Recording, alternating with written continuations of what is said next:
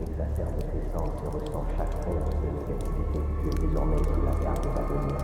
Bienvenue à Agrios, infâme voix de sa douleur. Écoute ses incantations, exacerbe tes sens et ressent chaque... Whispers of ancient tongues filled the air as a stiffened man levitated unnaturally above the street.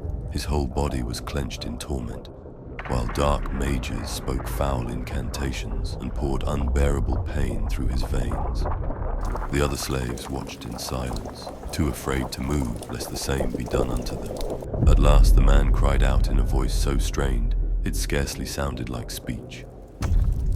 The dark mages faltered, thinking they had heard him speak, and their chanting ceased. He fell hard to the ground, too spent even to flinch. One of them bent low and asked, "What didst thou say?" With the last of his strength, Deshar forced himself up and lifted his eyes to the candle-lit chamber, high in the tower down the street. "If thou art master here," he whispered, "then face me thyself." The dark mages swallowed and rose, too shaken to answer, too fearful to look toward the tower.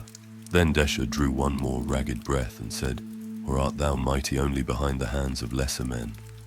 None who heard him could believe such words had been spoken, for Incipio was no common town then, but a stronghold of nightmare, ruled by terror and dark magic, and no man challenged its lord unless he desired a swift and bitter death. Then the light in the tower went out, and the street fell still. Where before there had been only empty air in the square below, there appeared a strange gathering. Bit by bit it thickened, took shape, and became substance, until at last the Dark Lord stood there in full person before them. In his hand he bore a pair of mage gloves. He cast them down before the broken prisoner. "Stand, green mage." Deshar seized the gloves, drew them onto his hands, and made ready to face the Dark Lord.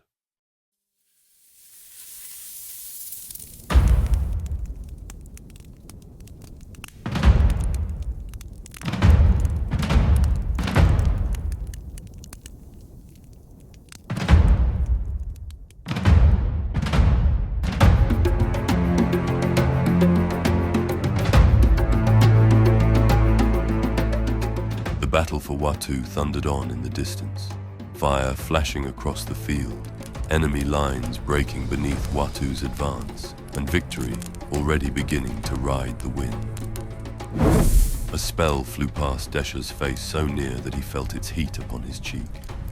He turned and saw the dark mage coming through the smoke, black gloves raised and fingers still lit from the cast. Deshar raised his own gloved hands and stood his ground, though he knew at once this was no lesser foe. The dark mage struck again and again, hurling vicious spells that Deshar barely turned aside. Then Deshar's heel struck broken stone, and he fell hard. Before he could recover, the dark mage was upon him, death already gathering in his hand. But in that instant another spell cracked through the smoke, and struck the dark mage with enough force to hurl him aside. Through the haze came Yoki of the Grendanite realms, stern and swift as ever, her hand still faintly aglow, yet the dark mage still breathed. Deshar, stung by near defeat, seized him at once and demanded information. The captive gave nothing. Then Deshar, driven by urgency and pride, laid upon him a harsher working, a bitter and unnatural magic of Mapenzi, born not to heal or cultivate life, but to torment nerve and marrow, until the body itself cried out against its keeper. Yoki, seeing what he did, was troubled, for though the magic bore some root in the old gifts of the earth, this twisted magic was considered unsavory among the Grendanites and the Watuans. Under that pain, the dark mage yielded at last, though with a mocking pride still clinging to him, and spoke of a greater design in the north, that Densu, the leader of the dark mages, would cast a cold darkness over the northern lands until roads failed, passes died, and not even proud Athesia could withstand what was coming.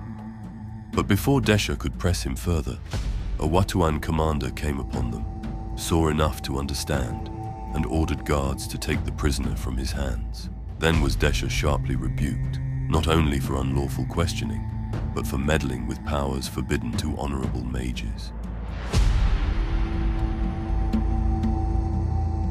So Deshar was summoned before the Council of Watu, in the city where the great Zalonga tree rose at the heart of the kingdom.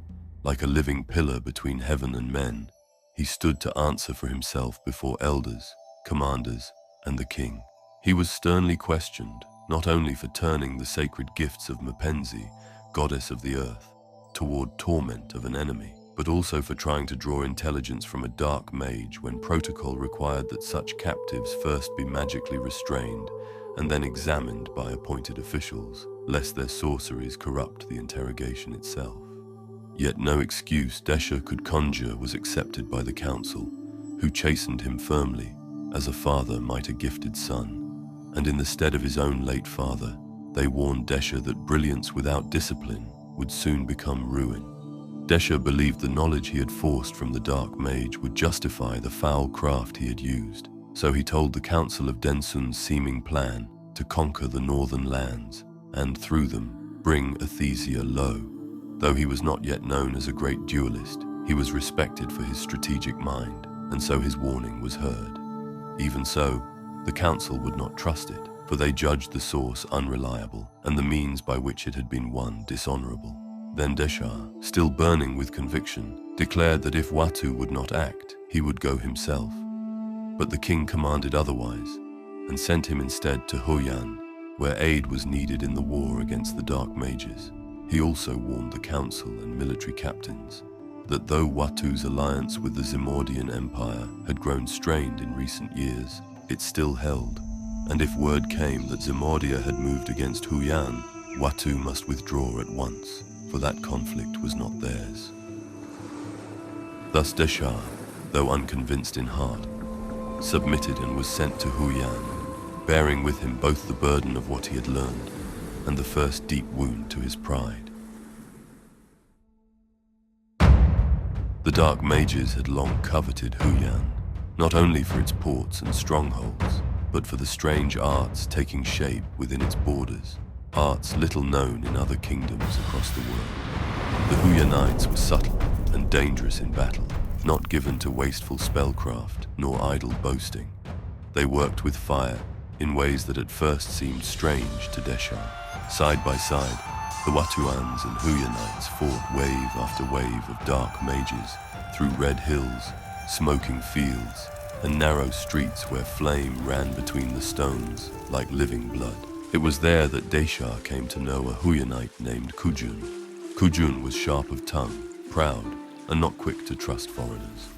Their first true meeting came when Deshar was sent with a Watuan force into one of Huyan's outer valleys, where dark mages had taken a small village among the orchards and irrigation paths. A joint ambush had been prepared against them, for the Huyanites meant to fall upon the enemy with awakened emissions of fire before any warning could be given.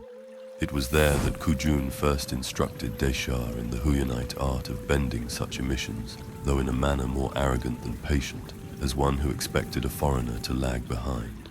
Deshar did not take easily to that discipline. Where Huyan delighted in the shaping of fire and radiance once loosed, his own instincts were toward the earth. Thus when the ambush was sprung, and the dark mages were caught amid the lanes and gardens of that stolen village, Deshar fought chiefly by root and soil, while the Huyanites struck with prepared flame. The assault succeeded. Most of the enemy were cut down where they stood, though some few escaped into the valley. In the stillness after, there was found in a grassy field near the village an intricately wrought rune circle, black as charcoal, and yet set so deep and cleanly in the ground that it seemed neither weathered there nor made by any ordinary art. At once, it was judged a thing too dangerous to leave untouched. Specialists were summoned to break it, yet when they came, they found it stubborn beyond expectation, resisting both common labor and magical undoing. While they struggled with it, Kujun again showed Deshar the principles of emission bending, and this time explained them more clearly. Through alchemy, one produced strange substances that, when awakened, gave forth magical fire, vapor, radiance, or other emissions. But the making of the emission was only the first art. The ruling of it after was another. Once loosed, it might be drawn, bent, divided, compressed, or turned by motion and by will. The matter from which an emission was born shaped its nature. Kujun showed him that lavender mingled with agriomantic ingredients yielded a silvery green flame called yulin that weakened and diffused nearby magics. When Deshar asked where he had learned such arts, the Huyanite's countenance darkened. Then for the first time he spoke of one he had once called friend. There had been in earlier years, said he, a mage of great learning and refinement, soft of voice and deliberate in all things. Calvaire was his name, though Kujun spoke it only once. Together they had studied runes and other high workings in their youth, but where Kujun had taken interest in the strange emissions that certain magics left behind, Calvaire had bent his mind ever deeper toward complex runes and darker powers. In time he abandoned both honor and friendship alike and went over to the dark mages, for he began to delight in the tormenting of the weak. Think not, said Kujun, that only weak men are corrupted. The strong are of the first to believe they may handle filth and remain clean. Then, late in the night, as the specialist still labored vainly over the circle, its black lines began to shine with a pale green light. The mages scarcely had time to flee before the earth burst open beneath it, and from that wicked design, there crawled a dragon long dead, and raised again by necromancy. It tore itself from the ground, rose shrieking into the dark, and turned at once toward the city. The Huyanites knew the dragon in life by another name, but in this moment they called it Mors Volans. When it descended upon the city, rooftops burst beneath it, towers cracked, and whole streets were swept in green flame. Then were the Huyanites and Watuans sorely pressed. Spell after spell was hurled against the beast, yet it did not fall. Even veteran mages faltered at the sight of so great a corpse moving with such wrath, flying through the air and spewing acidic liquids that dissolved all that it touched and left trails of rot and mold in its wake. Deshar saw that this was no living dragon to be slain in the ordinary way, and Kujun perceived that the force sustaining it coursed through its body in streams of concentrated magical emission. If those emissions could be torn free, the beast would fail at once. Yet such a thing could not be done from safety. To come near Mors Volans was to come near death. As others distracted the beast, Deshar used Mapenzi to wrench roots, beams and broken growth into its path, slowing its movement and turning its attention. Kujun used prepared compounds and controlled bursts of emission to strike the creature's joints and hollow ribs, not to destroy it, but to reveal where the sustaining currents ran strongest. Then, when the pattern was known, they struck together. Kujun bent the emissions outward. Deshar anchored the beast to the earth. Dark fire and corpse light poured from the dragon's frame as they wrenched away the force that held it together. Mors Volans thrashed above them in fury, but its false life began to fail. Its wings faltered, its chest split with withering light. At last it gave one final cry and collapsed in ruin. Nothing more than an ancient corpse once more. Thereafter, Deshar and Kujun were held in greater honor among the Huyanites, and even Kujun's mockery took on the shape of respect. Yet the peace that followed was brief, for soon came word that Zimardia marched upon Huyan. Then arose complexity among allies. Watu, still bound by broader political obligations, resolved to withdraw its forces. The Huyanites understood well enough the burden of treaties and the cost of breaking them. Yet neither would they tolerate uncertainty at their backs while invasion threatened. There was no hatred in this, only hard necessity and a short-lived war victory. At that same time, Kujun made known that he meant to lead a small company southward unto the Manaki Islands, for there had been troubling whispers that dark mages sought foothold there also, hoping by sea and secrecy to hem Huyan about and threaten its flanks. The words of the prisoner in Watu pressed more heavily upon him, for it seemed to him now that the dark mages were moving not as raiders only, but as men laying pieces upon a board whose whole design few yet perceived. He pleaded once more with his captain as the Watuan ships turned homeward. "Let us not depart," said he. "The enemy grows strongest where men least desire to look. If the northeast be yielded, the world shall pay greatly." But the captain answered, "Watu is where our strength is now needed." Deshar could not sit idle while the reach of the dark mages widened and their strength took deeper root in the world. He slipped away unseen, and by wit and stealth found his passage instead, among those bound with Kujun toward Manaki. Yet when at last they made shore, they found no welcome waiting. The island watch had marked their coming, and gathered armed men upon the strand. Kujun and his company, and Deshar with them, were halted at spear point, and there was no small suspicion shown to strangers arriving in a season of war. Thus they were taken under guard before the king. Now the king of that island was a cautious man, not quick to believe the words of foreigners who came with mages and armed escort in troubled days. He listened while Kujun spoke of Huyan, of the danger of dark encroachment by sea, and of the need to keep Manaki free. He listened also while Deshar declared his name and country, and spoke of the spreading shadow in the east. As he looked upon Deshar and heard the name of his house, he remembered an old friend in Watu, Deshar's father, with whom in earlier years he had once held counsel and common cause. Therefore, seeking proof rather than promises, he resolved to test the truth of both men. For in the high places of a small outer island there stood an abandoned fortress, much shunned by all sane folk, and within it lingered a spirit of ill report. In life, she had been an enchantress of subtle and dangerous gifts, and though death had taken her body, her malice had not wholly passed. Shepherds, fishermen, and even young warriors had gone astray near that ruin, and returned with minds troubled, memories bent, or loyalties strangely altered. So the king commanded Deshar and Kujun to go against that haunting, that he might judge by deed whether they had indeed come as enemies to the darkness. Thus Deshar and Kujun went up into the heights, and by lonely paths approached the fortress. As they walked, they spoke in low voices of how they might enter it without falling at once beneath the enchantress's workings. Kujun said that if he could awaken an emission called Argent, its silver lines might catch the spirit's figure and help them track her through whatever false visions she cast. But he lacked Chandong weed, the one ingredient needful to produce it.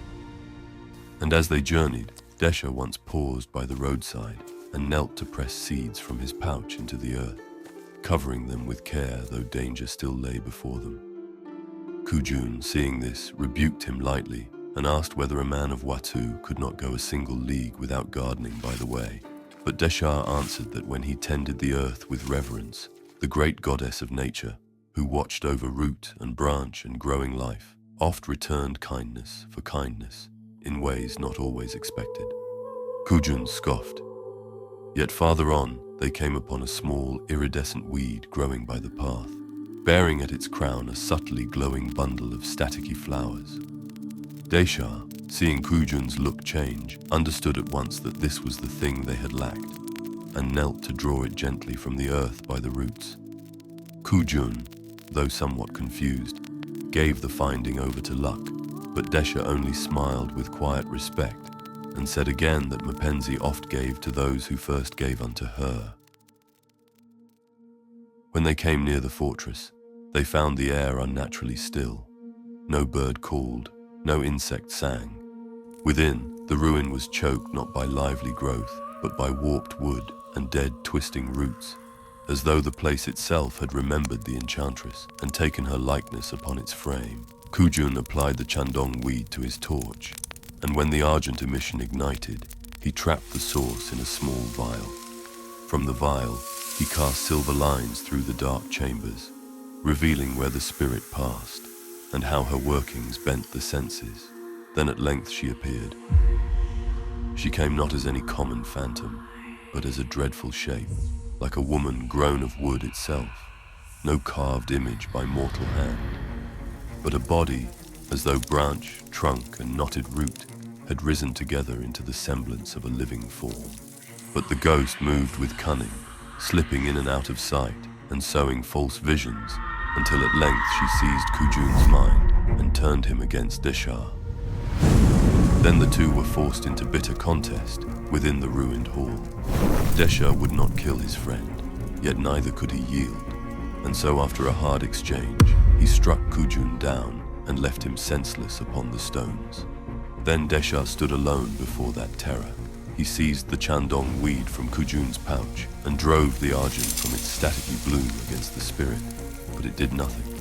So he turned at once to his own gift and called up roots from below, binding the wooden apparition fast for a moment to the ground. Then he lifted Kujun and fled, but the enchantress sealed the exits with unseen force so that no door would yield. Therefore Deshar hid behind a fallen beam and laid Kujun down, striving in haste to think. Then all at once he heard the sound of footsteps, and from somewhere deeper in the ruin, the cry of a familiar voice.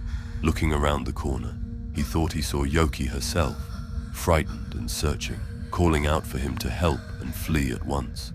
But Deshar did not answer, for even in his fear he mistrusted what the enchantress might set before his eyes. Instead, he drew back, knelt in stillness, and sought first to quiet his mind. In that moment he muttered a brief prayer unto Mapenzi. Then the roots holding the spirit grew suddenly stronger, and the ghost shrieked and thrashed in fury, shaking the ruin until a wall gave way, and revealed a dark inner chamber. As the stones broke loose, Yoki cried out in fear amid the falling debris, and before Deshar's eyes, a great mass of stone came down and crushed her where she stood. Into that room, Deshar dragged Kujun, just before more debris came crashing down. There upon a desk lay a parchment still aglow with a white rune circle drawn across its face. Remembering Kujun's teachings, Deshar searched his pouch and found lavender and a tiny vial of ember wings. He cast the one upon the other, and there sprang up a silvery green flame, which he held above the parchment until the white glow failed. At once, the spirit let out a dreadful cry, broke free of root and ruin alike, and lunged at him, but Deshar bent the silvery green flame against her, and her wooden form blackened, cracked, and was consumed until nothing remained but ash and a fading wail. Then he looked back to the place where he had seen Yoki fall, and finding no trace of ruin, nor any sign of her, he felt a great inward relief, knowing he had not yielded to the enchantress's lie. When Kujun had recovered, and the haunting was ended, they returned unto the Manaki king, who held a celebration in their honor. Yet amid the feast, Deshar studied again the parchment they had found, and upon its reverse discovered a message meant for the enchantress. It said that though the writer loved her beyond death, he could not yet depart this life, for he was bound to the work laid upon him in Incipio, to enslave its people, prepare the runestone, and raise the beginning of an icy empire for the Dark One. Therefore, since he could not yet go to her in the realm of rest, he had drawn her back to remain in bondage until his labor was done. Deshar then asked Kujun what he knew of Incipio, and Kujun answered only that it was a small eastern town of little renown. But Deshar declared that he would go there and learn what was being wrought. Kujun warned that such a matter might be beyond them, and urged him rather to seek aid. Deshar answered bitterly, asking whom he should call upon now that he had denounced the council of Watu. Thus his mind was fixed. So the two parted in sober friendship. Kujun told him it had been an honor to fight beside him, and that he hoped their paths might yet cross again. Then Deshar took passage upon a Manaki vessel bound for Kuroka, and from thence went onward in a small dinghy, sailing east alone. Yet before he reached his desired land, his craft was seized by dark mages, and he himself was borne away into captivity on a dark island off the coast of the mainland. There he was beaten, starved, and tormented for many months.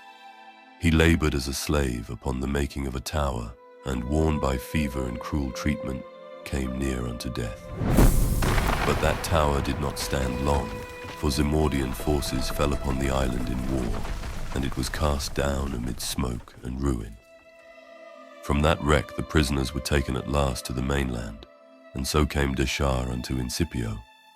He saw standing apart a man with his hands behind his back, watching in silence as the prisoners were brought up from the island. Deshar met his eye but for a moment, and his blood ran cold within him. Thinking at once that some spell had passed between them, he lowered his gaze and went on. Even before he passed beneath the gates, he perceived that the place had been made into more than a prison. The sky above it labored beneath a ceaseless magical tempest. The lanterns burned strangely under that unnatural dark, and runes were cut into wall and gate and stone, so that all the town seemed ordered for the breaking of men. Near its heart stood also a great runed stone, ever watched and studied by dark mages, though no power answered them from it. In that place, Deshar was set to labor with other prisoners upon the raising of a fortress for the dark mages.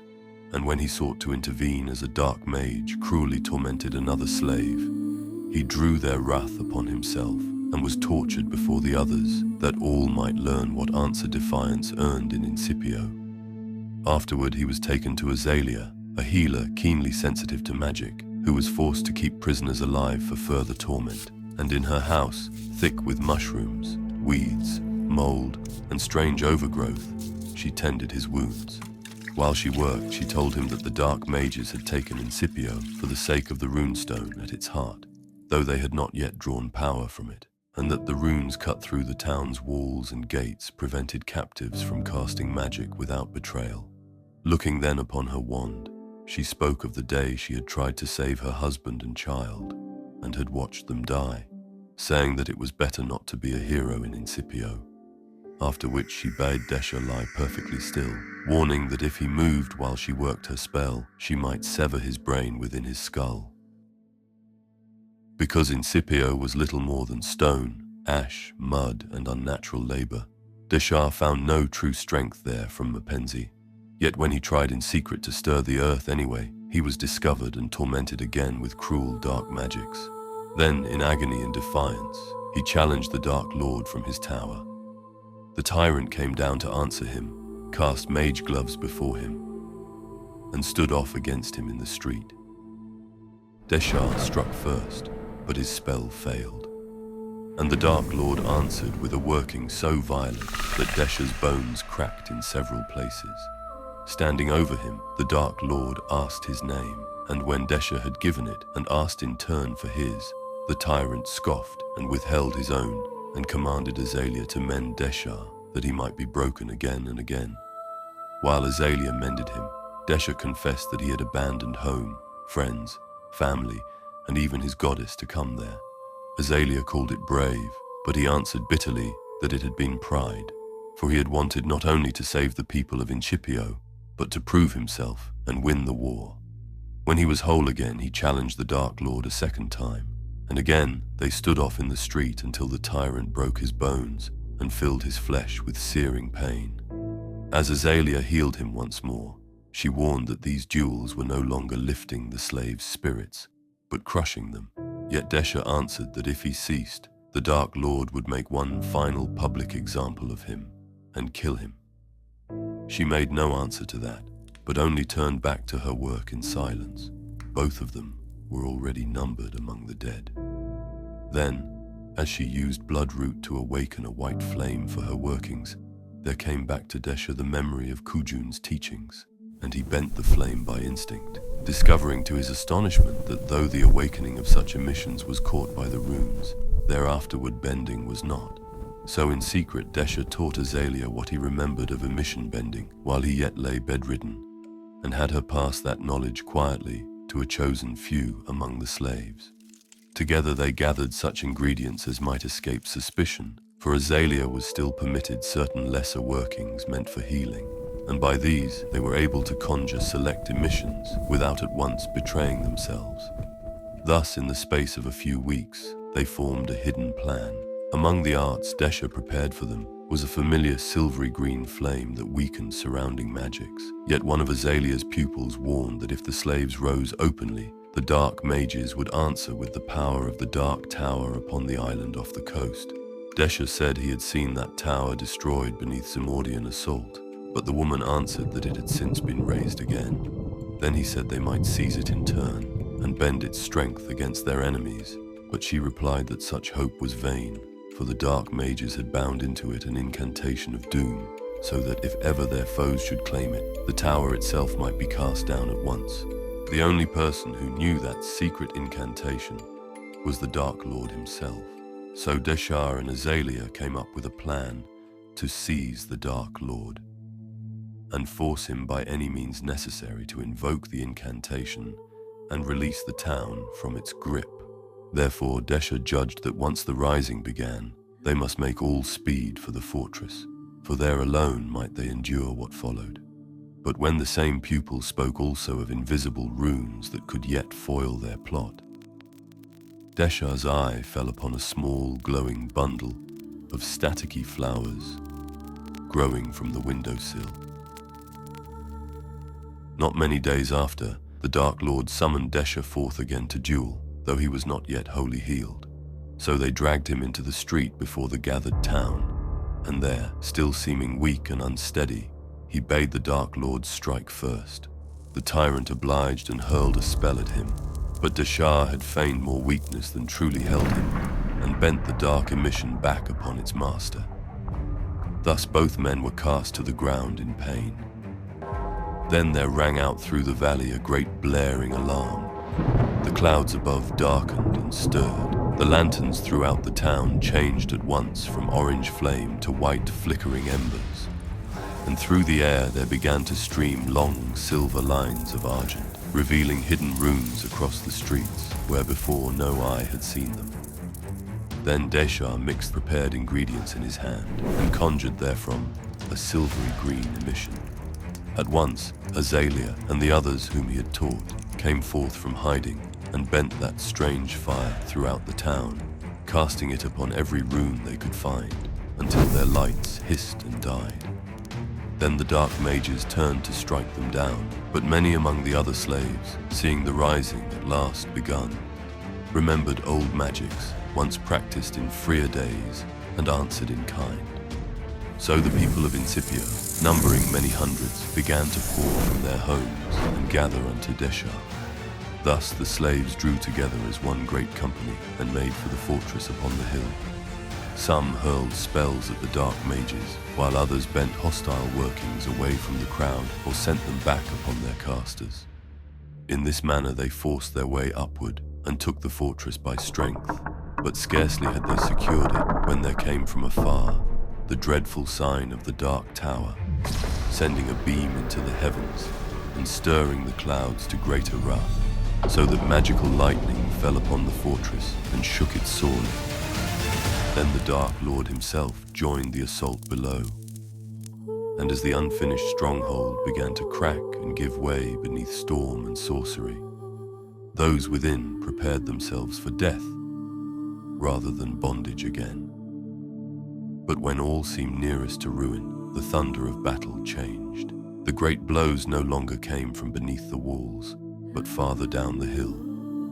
Then Azalea cried out that help had come, and when Deshar looked, he saw upon the slopes below mages of the Grendanite realms, led by Yoki, falling upon the dark mages with terrible swiftness, and beside her, fighting as though the storm itself had become his servant, was Kujun of Huyan, who bent and amplified the lightning Yoki cast until it tore through their enemies with fearful brilliance.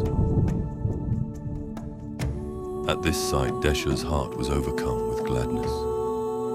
Then he pressed a seed into the soil by the fortress wall and uttered a prayer unto Mapenzi.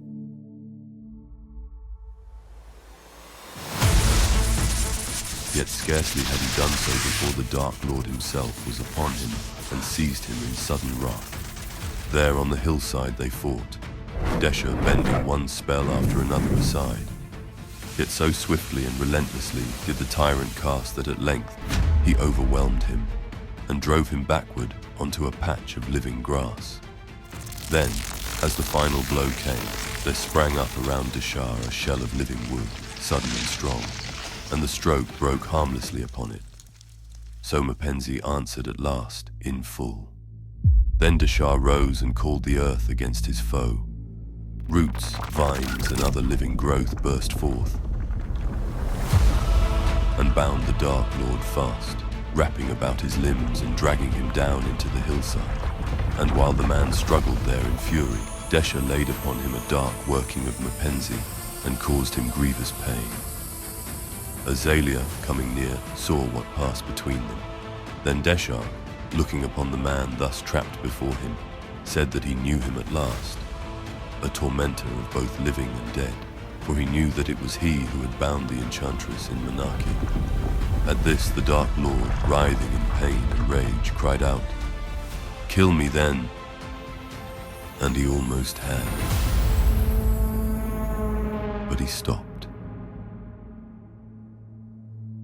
Then came back to Deshar's mind the stern love of the Council of Watu, the troubled face of Yoki,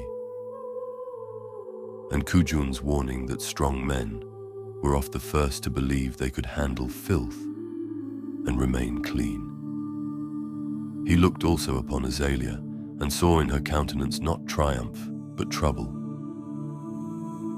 Therefore he released the Dark Lord from that cruelty and said, "No, I will not use my strength to torment the weak." Azalea, hearing this, beheld him with deeper honor than before.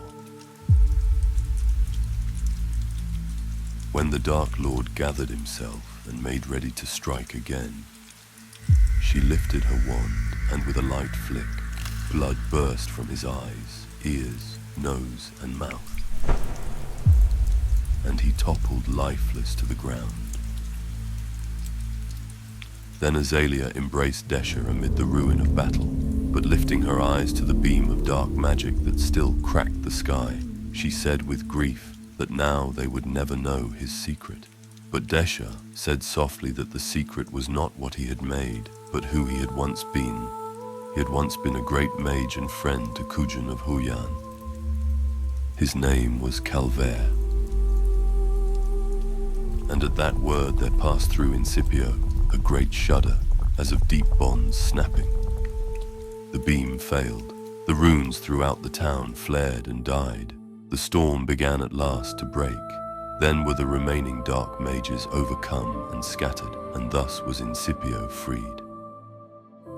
Afterward, Deshar was reunited with Yoki and with Kujun, for Kujun's travels had taken him into the Grendanite realms, where he first met Yoki, and when, in speaking together, they discovered that they both knew Deshar, and that neither had seen him in many months, they gathered a company of Grendanite mages and went north in search of him. Thus by providence were old friends brought together again amid the fall of Incipio. And from the earth where Mapenzi returned to Deshar, there sprang up in the courtyard of the fortress a great oak tree. There it stood in the years that followed, growing broad and mighty as a living monument to Deshar's fame. The town was cleansed and repaired, and Azalea was raised by the people as leader over the new village, in memory of the man whose compassion had restored life where despair had long reigned. She renamed it Deshar's Valley.